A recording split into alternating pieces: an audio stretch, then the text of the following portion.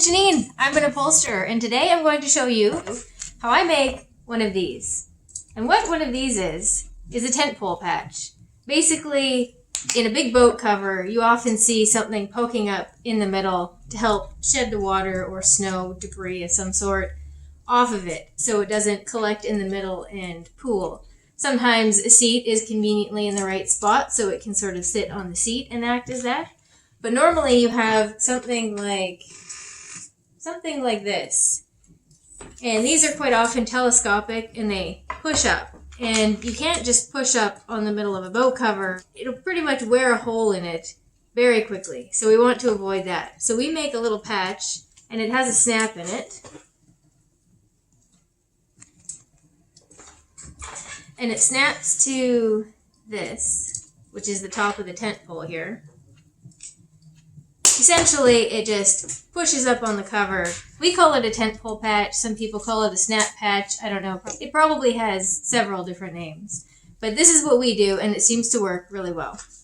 First, we take some scraps of this heavy-duty tarp material. This is the same stuff that we like to reinforce our boat covers with around the edge where all the snaps and other types of fasteners go. So I'll take one of these layers as protection against the cover, and I take 2 layers for a snap. And you basically take your snap tool, one of these guys, or sometimes you have a hammer. Sometimes you have a hand tool, but we use one of these, and we use this to put the snaps in all the way around the cover.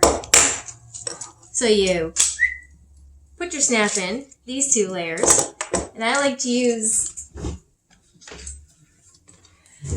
a radius about yay big, and that gives plenty of meat for the snap to sit in and be reinforced, and a nice big circle to sew around the outside.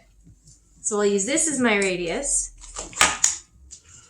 stick it on here, draw a line, cut it out. That's pretty straightforward. Fire a snap in 2 layers, and then you take the cap layer and you put a piece on top as protection for the cover. You don't want the snap pushing just on the fabric, on the cover, so we protect it with this. Seating vinyl works great for this. You can kind of use boat top material. I would stay away from using Sunbrella, but like a polyester heavy duty type of fabric works well. Top Gun works well, but we use this heavy duty tarp material for a lot of different things. I do have a video of how we reinforce the edge of a cover, and it's basically with this stuff, straight strips, and how I go around some kind of warbly corners. That I will link in the description. I've got my snap in these 2 pieces, and now I'll sew these 2 together to make 1 unit, and then I'll sew it to the cover itself. So it'll look like this in a minute. This layer here with the socket is my finished shape, and these other 2 layers will be trimmed to fit after I sew them together.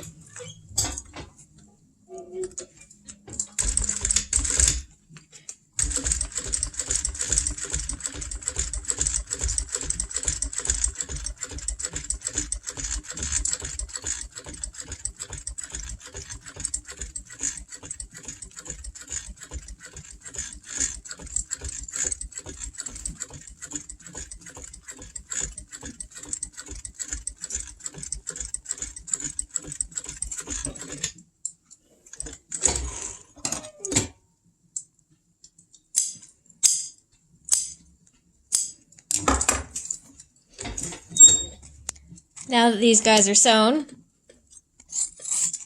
I will trim the excess.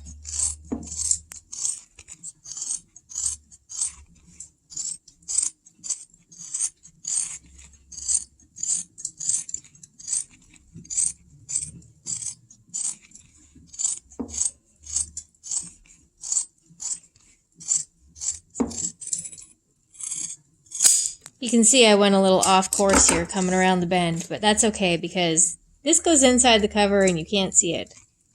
If you wanted to get really fussy, I suppose I could unpick that and make it look better. After all, this is YouTube, so let's do it right, hey? Better. All right, ready to sew it on. This is your friendly reminder to check your bobbin before you get in the middle of a cover. I've got my boat cover here that I'm making. I've got this mark here. That's where that's going to live. And I've got 2 of them, so I've got another one down there somewhere.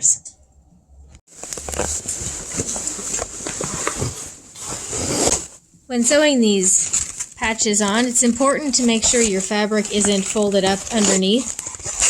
Otherwise, you'll sew over a bunch of layers, and that's no fun. So when I sew these on, I center it on my mark. I like to tension my top thread tension a lot,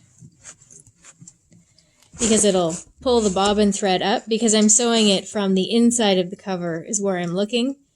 So the bobbin is the outside currently, but the outside is the part that you'll see later. So with my tension being reasonably tight up top, it'll pull my bobbin thread up, so it'll look a little bit nicer. I also like to use a big stitch, like a long stitch.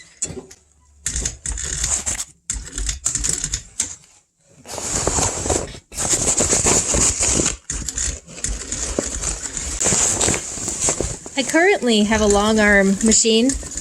My machine is a 30-inch long arm, which you don't need. And as you can see, it's pretty awkward no matter how you slice it. Whether you have a 10-inch machine, 18, 30-inch, it's always a fight with the bulk of the cut. At least for me.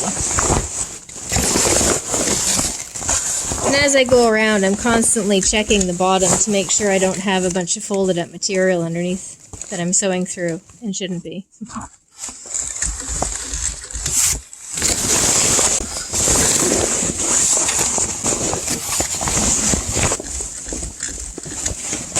Okay, sorry about that.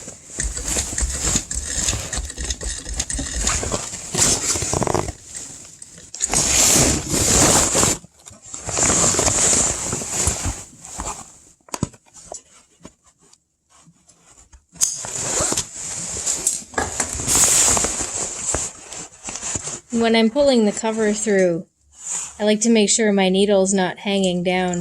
If my needle's hanging down and I do this, it'll slice a hole right in the cover. And I tell you that from experience.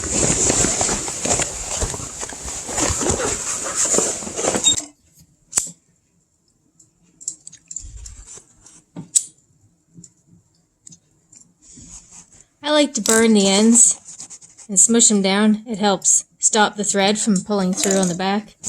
I'm pretty sure that's called something. If you know, let me know. Easy peasy, lemon squeezy. Thanks for watching. Patch number 2. That was a good shot.